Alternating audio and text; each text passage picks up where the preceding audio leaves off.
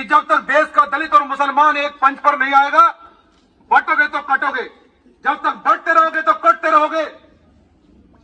इसलिए मैं आपका भाई आपसे कहने के लिए आया हूं और अपने परिवार से, क्योंकि भीम आर्मी जय भीम संगठन के लोग जो कहते हैं वो करते हैं। हम लोग संविधान को मानते हैं, डरते किसी के बाप से नहीं है। मैं अपने परिवार को आज आश्वासन दिलाने के लिए आया हूं कि संवैधानिक रूप से जिन लोगों ने वसीम की हत्या की है, अगर कोर्ट में उल्टा बनाकर अगर कुत्ता ना बना दिया तो आप ये कहना कि भीम आर्मी के लोग क्या कह गए थे। और जिन लोगों ने यह घटना की है, अगर उत्तराखंड सरकार का दिमाग खराब हो गया है, मैं उत्तराखंड सरकार को भी कहना चाहता हूं कि अगर मुसलमानों की टोपी उछाली जाएगी तो हम सरकार को 6-6 फुट कुदाना जानते हैं। याद रखें आप लोग, क्योंकि हम संविधान को मानते हैं। देश में आजादी से पहले भी ऐसी वारदातें नहीं होती थी जो आज संविधान बनने के बाद ऐसी वारदातें देश में हो रही हैं। जिस प्रकार से हमारे भाई वसीम को मारा, शायद उत्तराखंड सरकार को यह नहीं पता कि उन्होंने कितना बड़ा अपराध किया है। सम्मानित साथियों, यह अपराध इसलिए हो रहा है कि हम लोग इस बात का इंतजार कर रहे हैं कि कब वसीम के बाद में किसी नसीम का दूसरा नंबर आए। इस बात का इंतजार हम लोग कर रहे हैं। भीम आर्मी जय भीम संगठन चुनाव का इंतजार नहीं कर रही है कि आप लोगों के बीच में जाएगी। आपको उत्तराखंड में चुनाव नहीं है,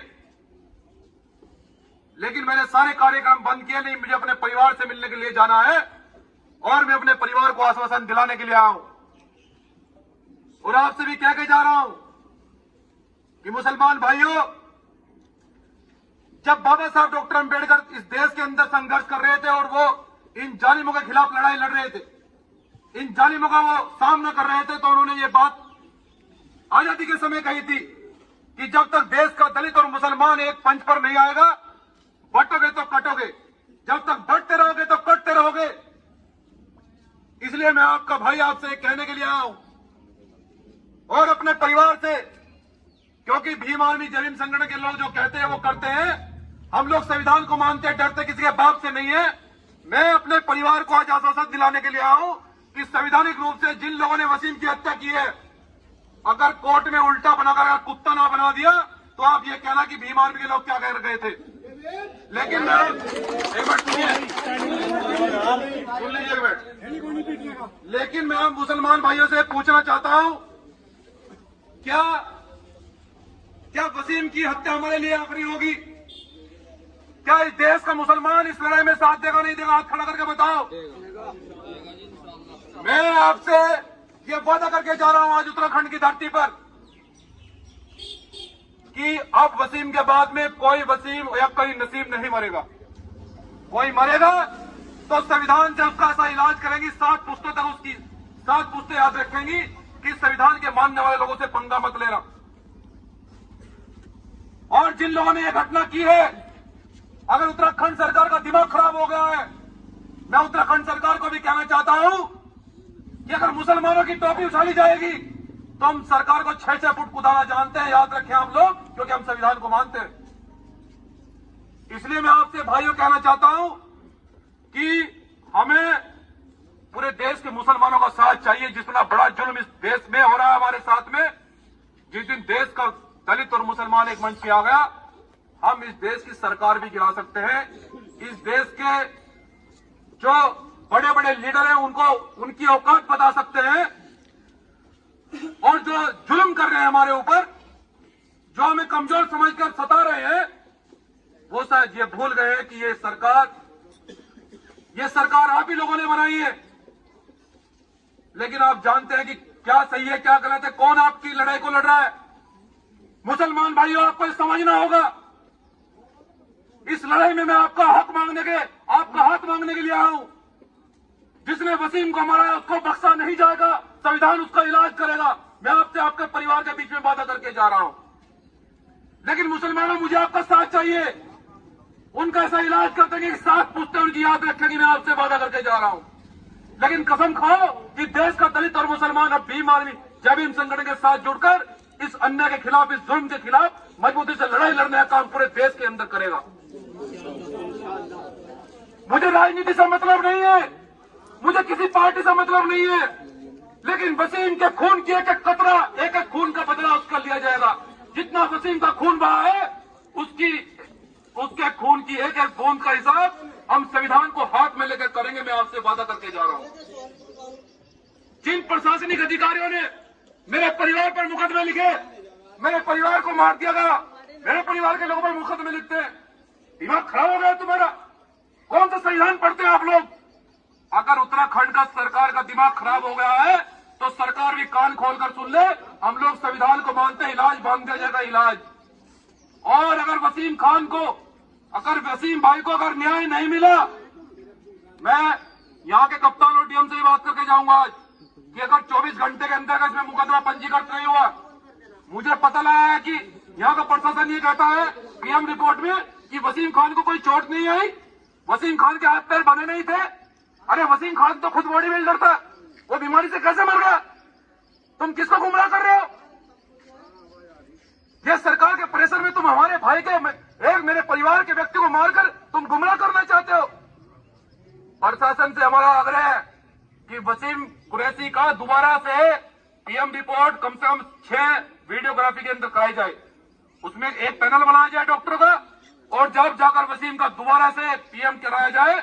हम इस पीएम से संतुष्ट नहीं है, और उस पीएम में जो पैनल बनेगा, जब पीएम की रिपोर्ट बनेगी, जब पीएम होगा, तो उसमें दलित और मुसलमान रहे, 5 दलित और 5 मुसलमान, क्योंकि हमें इन संज्ञों पे भरोसा नहीं है। ये संज्ञा में कहा मार दे, कहा झूठ को सच लिख दे, अखबार इनका है, कलम इनकी है, सरकार इनकी है। ये सच को झूठ लिख दे और झूठ को सच लिख दे, इनका कुछ पता नहीं है। इसलिए वसीम का पीएम दोबारा होगा, पूरे पैनल के साथ होगा, और उस पैनल में केवल दलित और मुसलमान अधिकारी होंगे। ऐसा नहीं है कि उत्तराखंड में दलित और मुसलमान अधिकारी नहीं, बहुत अधिकारी है। अगर नहीं है तो दूसरे प्रदेश से बुलाओ, जनता कह रही है, जनता से बड़ा कुछ नहीं होता है। तो इसलिए, लेकिन मैं आपसे एक बात कहने के लिए आऊं, इस लड़ाई में मैं ये चाहता हूं, क्योंकि जहां भी हम लोग जाते हैं, हम तो ये चाहते हैं कि जुल्म कब तक सहोगे। बाबा साहब डॉक्टर अंबेडकर ये कहते थे कि जुल्म करने वाले से बड़ा जुल्म सहने वाला गुनहगार होता है। जनाब, कब तक हम ये इंतजार कर रहे हैं कि वसीम के बाद नसीम मारा जाएगा? कब तक आप ये लोग इंतजार कर रहे हैं? मैं इस लड़ाई में आपका हाथ मांगने के लिए आया हूं, क्योंकि गुस्सा बहुत है, लेकिन हम संविधान को मानते हैं। गुस्सा बहुत है, लेकिन संविधान को मानते हैं। संविधान से ही लड़ाई लड़ी जाएगी। वो लोग संविधान को तार तार कर रहे हैं, हम जानते हैं, लेकिन हमारे महापुरुषों ने कहा कि संविधान के रास्ते को मत छोड़ना। संविधान से बड़ी ताकत इस देश के अंदर नहीं है। हम लोग संविधान के रास्ते को नहीं छोड़ेंगे। लेकिन मैं आपसे, लोगों से, मैं भाइयों से, मैं आप अपने परिवार से, आप इस जुल्म के खिलाफ, इस अन्याय की लड़ाई में मैं इस देश के मुसलमानों का हाथ मांगने के लिए आया हूं। क्या हाथ बढ़ाओगे आगे अन्याय के खिलाफ? बिल्कुल। इस न्याय की लड़ाई में आओगे साथ में? हाथ नीचे कर लो। और मैं आपसे वादा करके जा रहा हूं, अपने परिवार से वादा कर रहा हूं, अल्लाह की कसम, कुरान की कसम और संविधान की कसम, बाकी हम किसे न मानते हैं, किसी को न डरते हैं, जय भीम की कसम और जय मीम की कसम, अगर वसीम के हत्यारों का कुत्ता ना बना दिया संवैधानिक रूप से, तो याद क्या कहना है कि हमारा भाई क्या कह के गया था। इस लड़ाई को मजबूती से लड़ेंगे। यहाँ जिला न्यायालय में अगर न्याय नहीं मिलेगा तो हाईकोर्ट जाएंगे, हाईकोर्ट नहीं न्याय मिलेगा तो इन्हें सुप्रीम कोर्ट में लटकाएंगे उल्टा। लेकिन आपको साथ चाहिएगा, घर में बैठने से काम नहीं चलेगा। और अगर आप ये इंतजार कर रहे हो कि वसीम के बाद नसीम को मारा जाए, तो फिर तैयार रहो। तो इसी इंतजार में, वो तो इसी बात का इंतजार कर रहे हैं कि कब हम लोग अब मुसलमान के बाद दलित को मारे, फिर दलित के बाद मुसलमान का नंबर आए। कब तक जुल्म सहोगे मुझे बताओ तो सही। वो जो जिन्हें आपने नेता बनाकर भेजा है वो ऐसे में सो रहे हैं। ये लोग तो आपकी लड़ाई को धूप में लड़ने वाले लोग हैं। क्यों आप इस संगठन को मजबूत नहीं करते? तो भाइयों, हमें सोचना होगा। और जो बच्चे मदरसों में पढ़ रहे हैं, जो हमारे भाई मदरसों में पढ़ रहे हैं, विश्वविद्यालयों में, कॉलेजों में तालीम हासिल कर रहे हैं, कम से कम आप सोचिए कि सही क्या है, गलत क्या है, हमें कहां जुड़ना चाहिए, किनके साथ में रहकर इस लड़ाई को लड़ना चाहिए। इस लड़ाई को बड़ी ईमानदारी से लड़ा जाएगा। ये सब भाई खड़े हैं, जानते हैं कि देश के अंदर जहां भी दलित और मुस्लिम पर उत्पीड़न हुआ है, कोई जिला ऐसा नहीं जो आपसे हिला नहीं। तो इसलिए मैं कहने के लिए आऊं कि तैयार रहो, इस जुल्म के खिलाफ लड़ाई को लड़ा जाएगा। आज प्रशासन से हम शाम तक आप लोगों को मैसेज देंगे कि प्रशासन न्याय चाहता है नहीं चाहता है। अगर प्रशासन न्याय नहीं देगा तो फिर महापंचायत की घोषणा इसी उत्तराखंड में की जाएगी और पूरे देश का दलित मुसलमान इकट्ठा होगा। तैयार है? इस उत्तराखंड के अंदर ऐसा इतिहास लिखा जाएगा कि उत्तराखंड क्या, उत्तर प्रदेश और प्रदेशों के लोग भी, सरकार के लोग ये सोचेंगे कि यार दलित और मुसलमान को मत छेड़ देना। अब उनकी एकता आ चुकी है, वो पढ़ लिख कर होशियार हो चुके हैं, अब वो संविधान को पढ़ने लगे। अब देश का मुसलमान अब कुरान के साथ में संविधान को पढ़ने लगा, उसको मत छेड़ देना। सरकार के लोग अपने मुंह से खुद कहते हुए दिखाई ना दिए तो तब कहना आप। देश में आजादी से पहले भी ऐसी वारदातें नहीं होती थी जो आज संविधान बनने के बाद ऐसी वारदातें देश में हो रही है। जिस प्रकार से हमारे भाई वसीम को मारा, शायद उत्तराखंड सरकार को यह नहीं पता कि उन्होंने कितना बड़ा अपराध किया है। सम्मानित साथियों, यह अपराध इसलिए हो रहा है कि हम लोग इस बात का इंतजार कर रहे हैं कि कब वसीम के बाद में किसी नसीम का दूसरा नंबर आए। इस बात का इंतजार हम लोग कर रहे हैं। भीम आर्मी जय भीम संगठन चुनाव का इंतजार नहीं कर रही है कि आप लोग के बीच में जाएगी। आप कोई उत्तराखंड में चुनाव नहीं है, लेकिन मैंने सारे कार्यक्रम बंद किए। नहीं, मुझे अपने परिवार से मिलने के लिए जाना है और मैं अपने परिवार को आश्वासन दिलाने के लिए आया हूं।